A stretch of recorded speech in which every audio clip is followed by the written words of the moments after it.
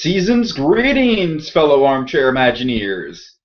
Tiki here, and welcome to yet another installment of Christmas in July, the show where I try my very best to review a Christmas special for you guys each and every day out of the month of July. It is the gift that keeps on giving. And I have finally caught up with myself after taking Saturday and Monday off. I've done 2 episodes in a row, 2 nights in a row. So yeah, we're all caught up now, I guess, technically speaking, because I'm just really OCD about that kind of stuff. If I miss a night, gosh darn it, I'm going to do 2 episodes. So we already went through the Addams Family Christmas. I did that show with Monkey, and that was a fun time. And now we're going to talk about something that's kind of in the same vein as the Addams Family, because it's a supernatural series that started out in comic strip form. We're going to be talking about Casper the Friendly Ghost. Are you excited?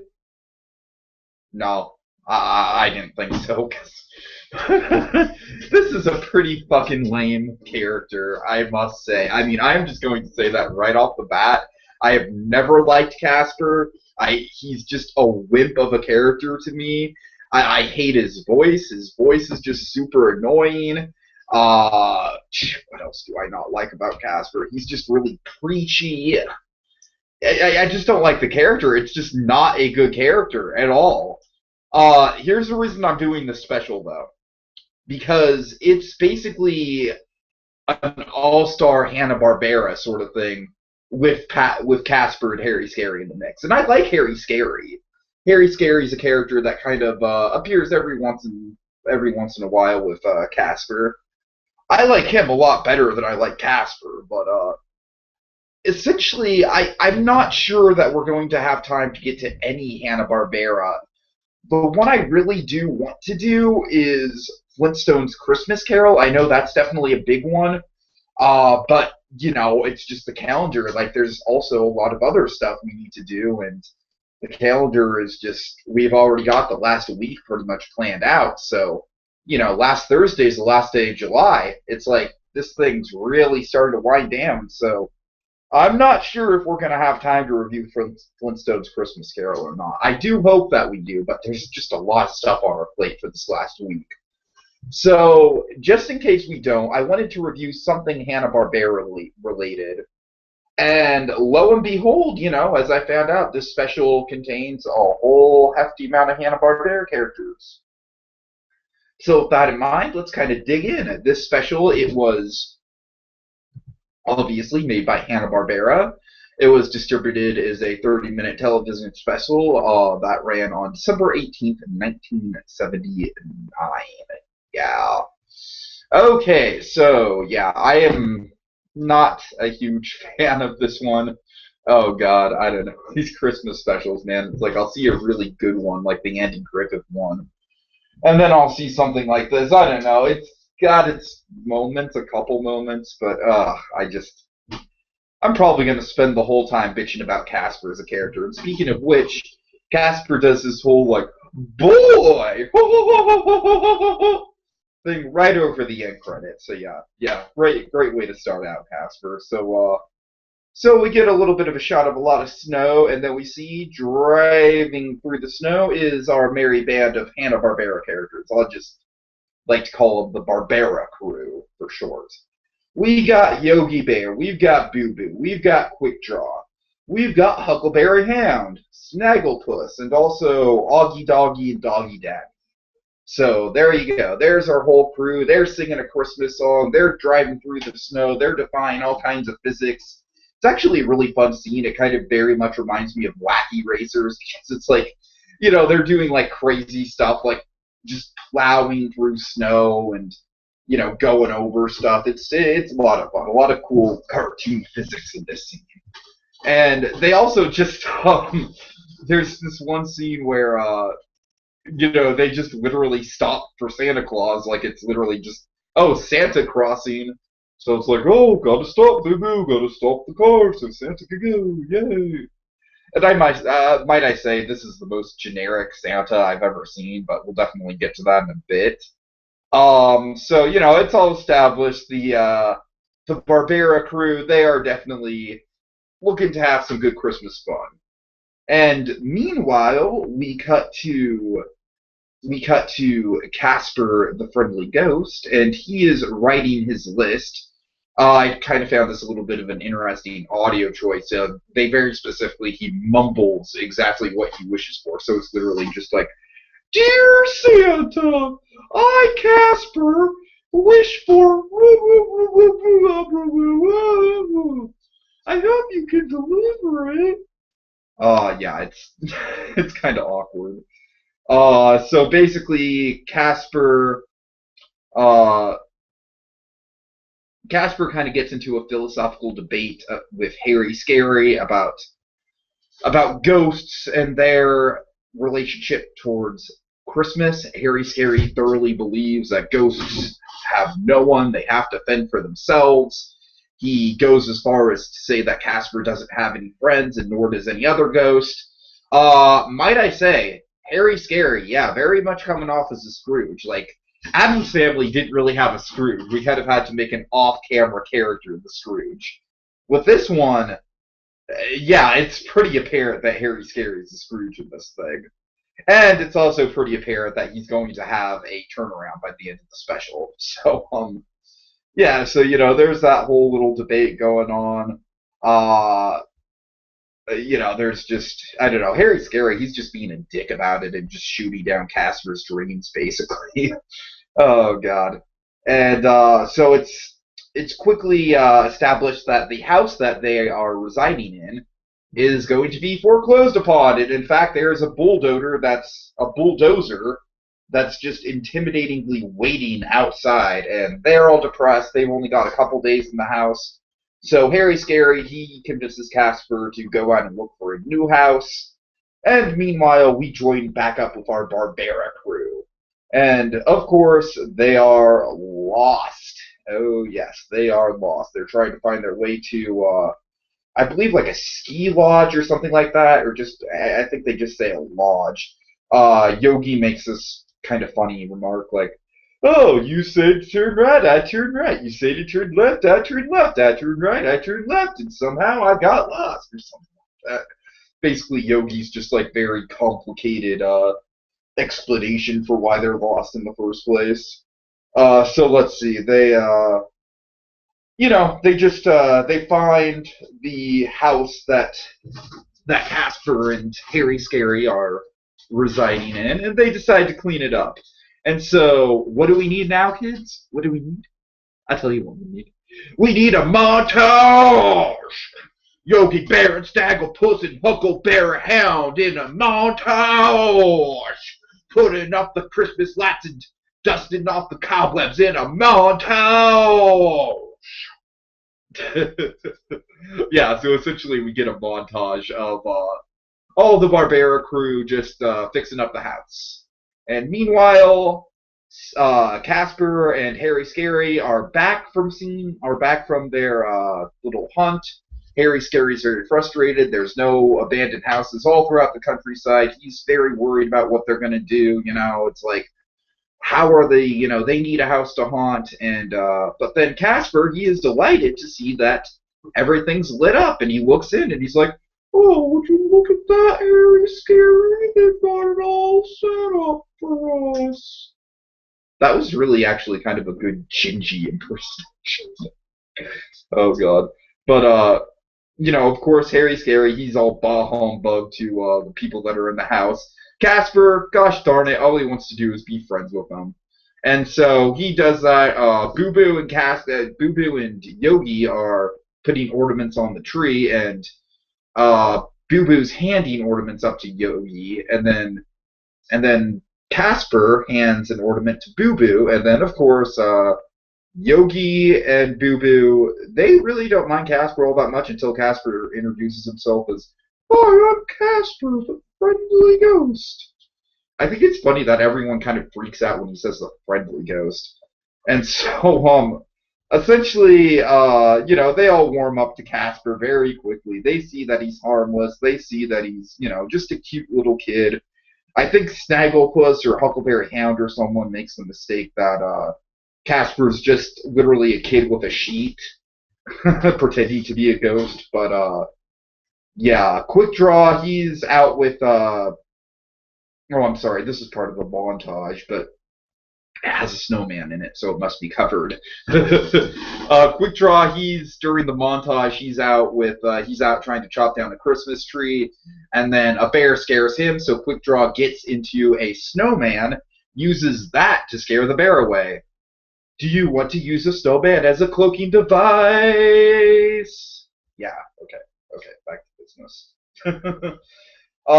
So basically the gist is, without going really into that much detail, because it really kind of gets repetitive, and that's really one of my main problems with it, is Casper, he's running around, he's trying to make friends with everyone. Meanwhile, Harry Scary is being a dick.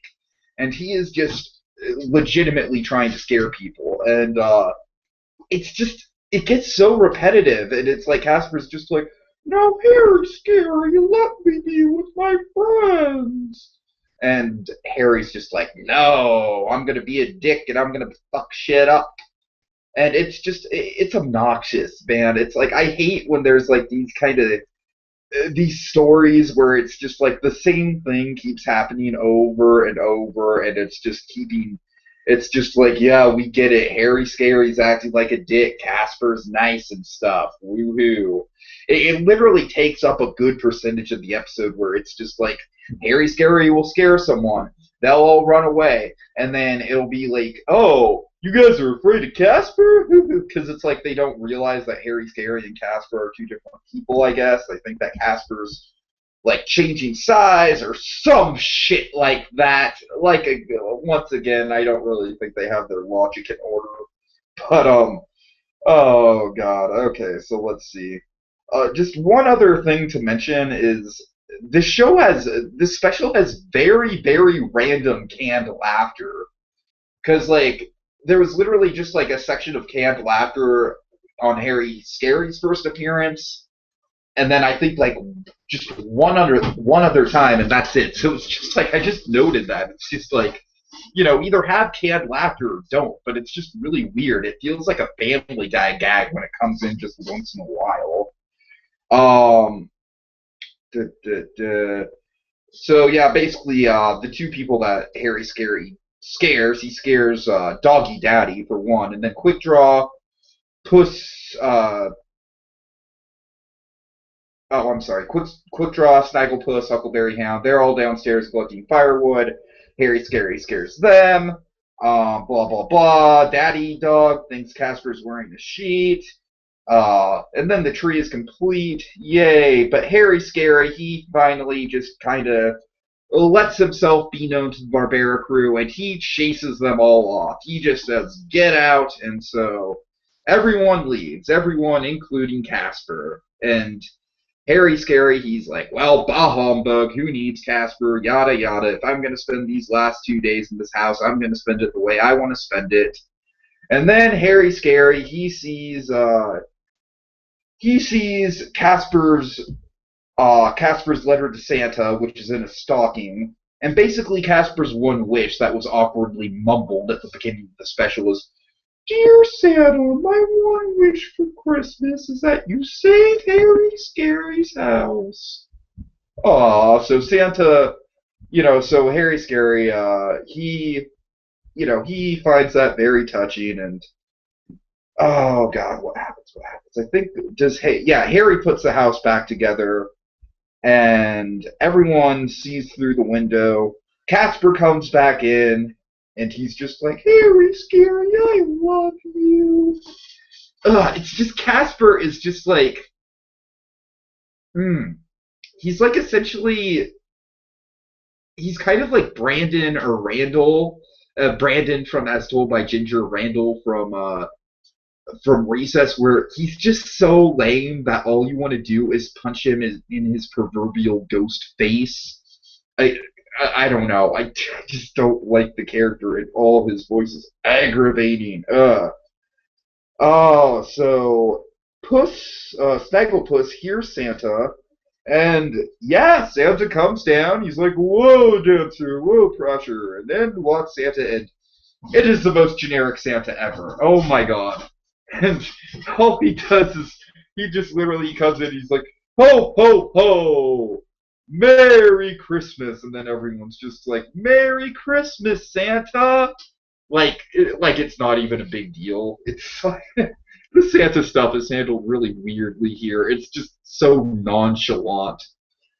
But anyway, so everyone's got gifts. Harry's afraid to go see Santa, but Santa's got a gift especially for Harry. And my God, if you didn't think it was the house deed, then you don't pay attention to Christmas specials. Because yes, of course, Harry Scary gets his house deed back. He gets to own the house and do whatever he pleases with it. Santa magically makes the bulldozer disappear. I have to question the logic of a ghost having legal right to the deed of a house, but whatever. That's and then basically a sign appears over the house. It's Harry's Haunted Lounge. The Barbera gang all agree to join Harry and Casper every Christmas Eve, and they'll have plenty of good memories and whatnot. And finally, Harry wants to thank Santa, and in doing so, he accidentally scares one of the reindeers. And then the final line, he's like, "Well, I hope Santa will forgive me." And then, oh God, Casper ends out the special by hammering us over the head with moral. He's just like, "Oh, it's okay, Harry Scary. I'm sure he'll forgive you. After all, Christmas is forgiving." And that's the very last line of the episode. It makes no fucking sense. Jesus. What did I do to myself making me review these specials? Oh God, it's just not good. It's what you'd expect from, like, the lowest of the low Hanna-Barbera. I mean, here's my issue with it. It's got all these awesome Hanna-Barbera characters, and none of them do jack shit. None of them even have really much of a personality. Like, if you're going to introduce the characters, at least give them something to do. I don't know. It's like maybe it would have worked better if there was less characters, because I feel like characters like Snagglepuss and Huckleberry Hound really did not have anything to work with at all. It was mostly just Harry Scary's story, really. I mean, Casper was kind of, Casper, he's the Tiny Tim, I guess. He's just the, "Oh, why can't we all just get along and love each other? Oh, peace and earth and goodwill towards man." Oh. Yeah, I really don't like Casper. Oh, God. But anyways, like I said, in spite of me not really caring for the special, I did think it had potential because I saw it, and everything I saw about it was like, ooh, Casper meeting up with a lot of the Hanna-Barbera characters for Christmas? That sounds entertaining. And sadly, it's just, nothing about it really sticks with me. There's no... I mean, I guess the emotional moment is when Harry Scary discovers Casper's Christmas note, but even then, it's kind of like, whatever, it's predictable. I would not recommend this one. Unless you just want a vague curiosity factor of seeing the Hanna-Barbera characters together with Casper for Christmas. Yeah, it was really underwhelming for me, I hate to say. But the quest continues, and we're only a week away from the end of Christmas in July, so goddamn it, I'm not going to give up now. Tomorrow on Christmas in July, Blue Dragon 5, he has been hard at work in his Batman documentary. I wish him the best of luck with that. But he will be returning to the channel tomorrow. And what are we going to do tomorrow? Well, we're actually going to be partaking in perhaps one of the most, what's the word? One of the most, my brain is just farting all over the place here. One of the most ambitious tasks of Christmas in July. Seth MacFarlane. Me and Blue Dragon 5 are both fans of Seth MacFarlane. I'd say Blue Dragon 5 probably a little bit more so than myself, but I still like the guy's work. We are going to be reviewing 4 episodes of American Dad that all have a Christmas theme to them. And what we're going to be doing, it's not going to be individual episodes for each of the specials. We're just going to be doing one video that's going to kind of be going through all of the specials. So it'll probably go on the long side. It'll probably be about 2 hours or so. But that should be a fun one. That should be really interesting because we'll be comparing a lot of Christmas specials from the same show. So look for that. Can't wait to have Blue Dragon 5 back. Hope he's doing okay. And yeah, anyways, as always, these Christmas specials have a formula and whatnot. And my goal on Christmas in July is to find this scientific formula that'll bring us the ultimate Christmas special. And how are we going to do that? Well, we're going to be doing that by putting the mistletoe underneath the microscope. Oh, yes. Next time on Christmas in July.